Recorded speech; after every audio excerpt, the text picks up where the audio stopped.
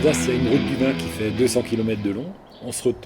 On est situé au milieu de cette route du vin, donc à la limite entre le Bas-Rhin et le Haut-Rhin, et dans un petit village de 3000 habitants, avec beaucoup de viticulteurs.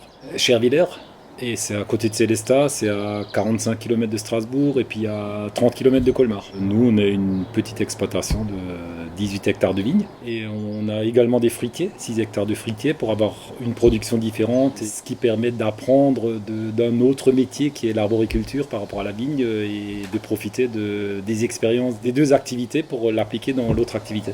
Et donc l'exploitation, je l'ai développée assez rapidement à plus de 10 hectares, et ce qui a permis d'embaucher et de travailler avec d'autres personnes. Et comme j'ai beaucoup voyagé, le regard sur la nature a toujours été très important. Très vite, j'ai changé la culture qui était conventionnelle en apportant de l'enherbement, en essayant d'autres pratiques. Et comme je ne sortais pas d'une boule classique de la viticulture, j'ai pu essayer tout ce qui pouvait se faire ailleurs et qui me plaisait bien. Donc on a fait le pas vers l'agriculture biologique. Et dans cette démarche, on a également essayé de faire un bilan carbone zéro. On a fait une étude et il nous fallait 1000 m² de photovoltaïque pour compenser la consommation d'énergie qu'on fait avec nos tracteurs pour les traitements et le travail du sol.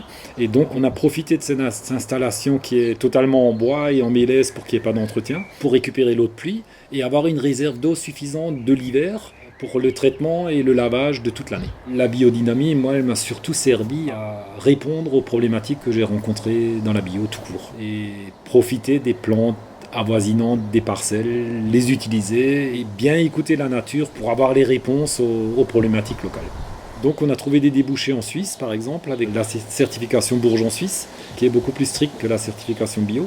On a des marchés au Japon, on a des marchés en France aussi, et dans les pays scandinaves. Aujourd'hui, il n'y a quasiment plus de marchés qui se font dans les pays scandinaves sans qu'il y ait au moins un peu de vin bio.